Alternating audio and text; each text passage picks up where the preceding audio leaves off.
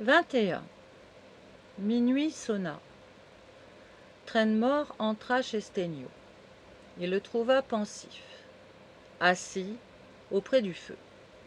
Le temps était froid et sombre. La bise sifflait d'une voix aiguë sous les lambris vides et sonores. Il y avait sur une table devant Stennio une coupe remplie jusqu'au bord, que Trenmore renversa en l'effleurant de son manteau. « Il faut que vous veniez avec moi auprès de Lélia, lui dit-il d'un air grave, mais paisible. Lélia veut vous voir. Je pense que son heure est venue et qu'elle va mourir. Stennio se leva brusquement et retomba sur sa chaise, pâle et sans force. Puis il se leva de nouveau, prit convulsivement le bras de Trenmore et courut chez Lélia. Elle était couchée sur un sofa. Ses joues avaient un reflet bleu. Ses yeux semblaient s'être retirés sous l'arc profond de ses sourcils. Un grand pli traversait son front, ordinairement si poli et si blanc. Mais sa voix était pleine et assurée, et le sourire du dédain errait, comme de coutume, sur ses lèvres mobiles. Il y avait auprès d'elle le joli docteur Kreisnayfater, un charmant homme tout jeune, blond, vermeil, au sourire nonchalant, à la main blanche, au parler doucereux et protecteur. Le joli docteur Kreisnayfater tenait familièrement une main de Lélia dans les siennes, et de temps en temps, il interrogeait le mouvement de l'artère. Puis il passait son autre main dans les belles boucles de sa chevelure artistement relevée en pointe sur le sommet de son noble crâne. « Ce n'est rien, disait-il avec un aimable sourire. Rien du tout. C'est le choléra morbus, la chose la plus commune du monde dans ces temps-ci et la maladie la mieux connue. Rassurez-vous, mon bel ange. Vous avez le choléra, une maladie qui tue en 2 heures ceux qui ont la faiblesse de s'en effrayer, mais qui n'est point dangereuse pour les esprits fermes comme les nôtres. Ne vous effrayez donc pas, aimable étrangère. Nous sommes ici 2 qui ne craignons pas le choléra, vous et moi. Défions le choléra. Faisons peur à ce vilain spectre, à ce hideux monstre qui fait dresser les cheveux au genre humain. Raillons le choléra, c'est la seule manière de le traiter. Mais, dit Trenmore, si l'on essayait le punch du docteur Magendie. Pourquoi pas le punch du docteur Magendie, dit le joli docteur Kreisnayfater, si le malade n'a point de répugnance pour le punch. J'ai ouï dire, reprit Lélia avec un sang-froid caustique, qu'il était fort contraire. Essayons plutôt les adoucissants. Essayons les adoucissants. Si vous croyez à la vertu des adoucissants, dit le joli docteur Kreisnayfater. Mais que conseilleriez-vous selon votre conscience, dit Stennio. À ce mot de conscience, le docteur Kreisnayfater jeta un regard de compassion moqueuse au jeune poète. Puis il se remit parfaitement et dit d'un air grave. « Ma conscience m'ordonne de ne rien ordonner du tout et de ne me mêler en rien de cette maladie. »« C'est fort bien, docteur, dit Lélia. Alors, comme il se fait tard, bonsoir. N'interrompez pas plus longtemps votre précieux sommeil. »« Oh, ne faites pas attention, reprit-il.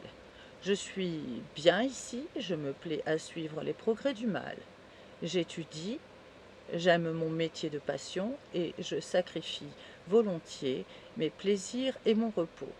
Je sacrifierai ma vie, s'il le fallait, pour le bien de l'humanité. » « Quel est donc votre métier, docteur Kreisnayfater » demanda Trenmore.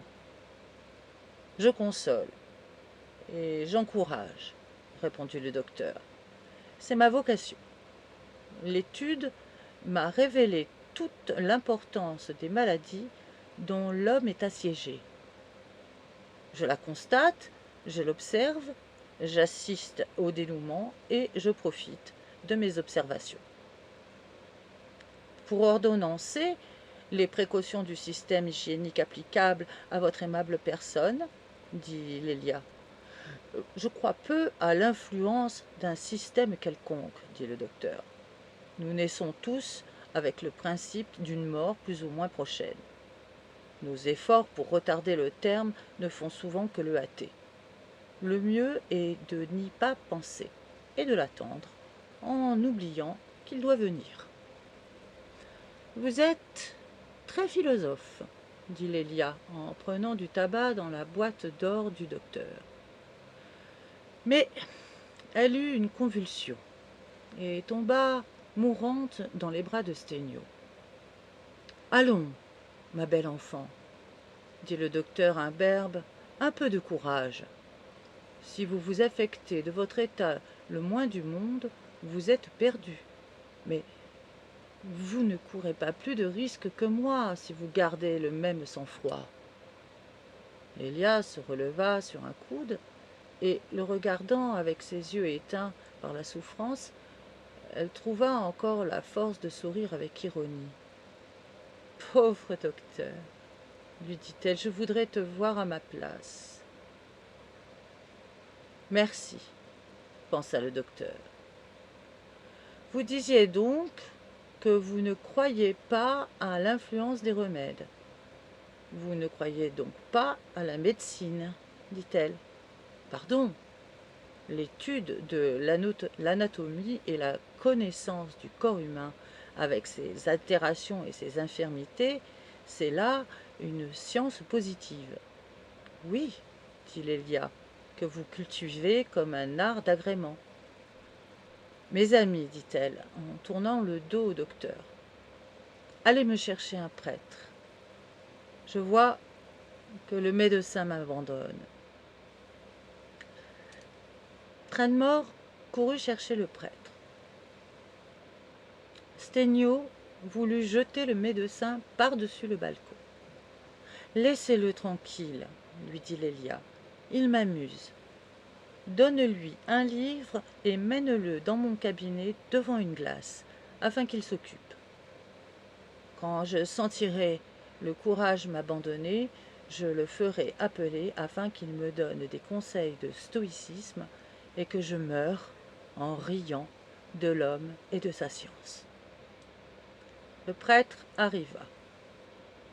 C'était le grand et beau prêtre irlandais de la chapelle de Sainte-Laure. Il s'approcha, austère et lent. Son aspect inspirait un respect religieux. Son regard calme et profond, qui semblait réfléchir le ciel, eût suffi pour donner la foi. Lélia, brisée par la souffrance, avait caché son visage sous son bras contracté, enlacé de ses cheveux noirs. « Ma sœur, dit le prêtre d'une voix pleine et fervente. Lélia laissa retomber son bras et retourna lentement son visage vers l'homme de Dieu. « Encore cette femme » s'écria-t-il en reculant avec terreur. Alors sa physionomie fut bouleversée, ses yeux restèrent fixes et pleins d'épouvante, son teint devint livide et Sténio se souvint du jour où il l'avait vu pâlir et trembler en rencontrant le regard sceptique de Lélia au-dessus de la foule prosternée. « C'est toi, Magnus, lui dit-elle. Me reconnais-tu ? » « Si je te connais, femme, s'écria le prêtre avec égarement, si je te connais, mensonge, désespoir, perdition. » Lélia ne lui répondit que par un éclat de rire. « Voyons, dit-elle, en l'attirant vers elle de sa main froide et bleuâtre. Approche, prêtre, et parle-moi de Dieu. Tu sais pourquoi l'on t'a fait venir ici. C'est une âme qui va quitter la terre et qu'il faut envoyer au ciel. N'en as-tu pas la puissance ?» Le prêtre garda le silence et resta terrifié. « Allons, Magnus, dit-elle. avec une triste ironie, et tournant vers lui son visage pâle, déjà couvert des ombres de la mort, remplit la mission que l'Église t'a confiée. Sauve-moi, ne perds pas de temps, je vais mourir. Lélia, répondit le prêtre, je ne peux pas vous sauver, vous le savez bien. Votre puissance est supérieure à la mienne. Qu'est-ce que cela signifie? Dit Lélia se dressant sur sa couche. Suis-je déjà dans le pays des rêves? Ne suis-je plus de l'espèce humaine qui rampe, qui prie et qui meurt? Le spectre effaré que voilà n'est-il pas un homme, un prêtre? Votre raison est-elle troublée, Magnus? Vous êtes là, vivant et debout, et moi j'expire. Pourtant, vos idées se troublent et votre âme faiblit, tandis que la mienne appelle avec calme la force de s'exhaler. Allons, homme de peu de foi, invoquez Dieu pour votre sœur mourante, et laissez aux enfants ces peurs superstitieuses qui devraient vous faire pitié. En vérité, qui êtes-vous tous? Voici Trenmore, étonné. Voici Stégnios, le jeune poète, qui regarde mes pieds et qui croit y apercevoir des griffes. Et voilà un prêtre qui refuse de m'absoudre et de m'ensevelir. Suis-je déjà morte? Est-ce un songe que je fais? Non, Lélia, dit enfin le prêtre d'une voix triste et solennelle. Je ne vous prends pas pour un démon. Je ne crois pas aux démons, vous le savez bien. Ah! Ah! dit-elle en se tournant vers Stégnios. Entendez le prêtre. Il n'y a rien de moins poétique que la perfection humaine.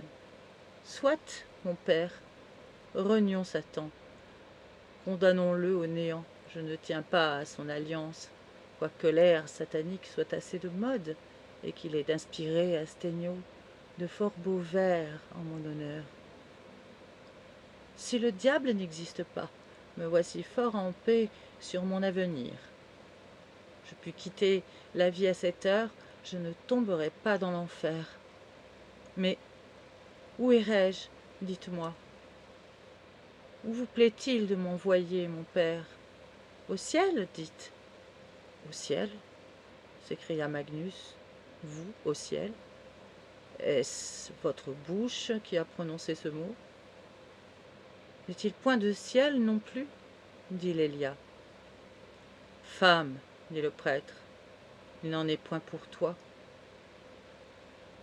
Voilà un prêtre consolant, dit-elle, puisqu'il ne peut sauver mon âme, qu'on amène le médecin et que pour or ou pour argent, il se décide à sauver ma vie. Je ne vois rien à faire, dit le docteur Kastneifeiter. La maladie suit une marche régulière et bien connue. Avez-vous soif? Que l'on vous apporte de l'eau, et puis, calmez-vous, attendons. Les remèdes vous tueraient à l'heure qu'il est. Laissons agir la nature. Bonne nature, dit Lélia, je voudrais bien t'invoquer, mais qui es-tu? Où est ta miséricorde? Où est ton amour? Où est ta pitié? Je sais bien que je viens de toi et que j'y dois retourner, mais à quel titre? T'adjurerais-je de me laisser ici encore un jour? Il y a peut-être un coin de terre aride auquel manque ma poussière pour y faire croître de l'herbe. Il faut donc que j'aille accomplir ma destinée. Mais vous, prêtre, appelez sur moi le regard de celui qui est au-dessus de la nature et qui peut, lui, commander. Celui-là peut dire à l'air pur de raviver mon souffle, au suc des plantes, de me ranimer, au soleil qui va paraître, de réchauffer mon sang. Voyons, enseignez-moi à prier Dieu. Dieu, dit le prêtre en laissant tomber avec accablement sa tête sur son sein. Dieu. Des larmes brûlantes coulèrent sur ses joues flétries. Ô Dieu, dit-il, ô doux rêve qui m'a fui, où es-tu? Où te retrouverai-je? Espoir, pourquoi m'abandonnes-tu sans retour? Laissez-moi, madame, laissez-moi sortir d'ici. Ici, tous mes doutes reprennent leur funeste empire. Ici, en présence de la mort, s'évanouit ma dernière espérance, ma dernière illusion. Vous voulez que je vous donne le ciel, que je vous fasse trouver Dieu, et vous allez savoir s'il existe. Vous êtes plus heureuse que moi, qui l'ignore. Allez-vous-en, dit Lélia. Homme superbe, quittez mon chevet. Et vous, Trenmore, voyez ceci. Voyez ce médecin qui ne croit pas à sa science. Voyez ce prêtre qui ne croit pas à Dieu. Et pourtant, ce médecin est un savant. Ce prêtre est un théologien. Celui-ci, dit-on, soulage les moribonds. Celui-là console les vivants. Et tous deux ont manqué de foi auprès d'une femme qui se meurt. Madame, dit Cresnayfighter, si j'avais essayé de faire le médecin avec vous, vous m'auriez raillé. Je vous connais, vous n'êtes pas une personne ordinaire. Vous êtes philosophe. Madame, dit Magnus, ne vous souvient-il plus de notre promenade dans la forêt du Grimsel? Si j'avais osé faire le prêtre avec vous, n'auriez-vous pas achevé de me rendre incrédule? Voilà donc, leur dit Lélia d'un ton amer, à quoi tient votre force? La faiblesse d'autrui fait votre puissance. Mais dès qu'on vous résiste, vous reculez et vous avouez en riant que vous jouez un faux rôle parmi les hommes, charlatan et imposteur que vous êtes. Hélas, Trenmore, où en sommes-nous? Où en est le siècle? Le savant nie, le prêtre doute. Voyons si le poète existe encore. Stennio, prends ta harpe et chante-moi les vers de Faust. Ou bien, ouvre tes livres et redis-moi les souffrances d'Obermann, les transports de Saint-Preux. Voyons, poète, si tu comprends encore la douleur. Voyons, jeune homme, si tu crois encore à l'amour.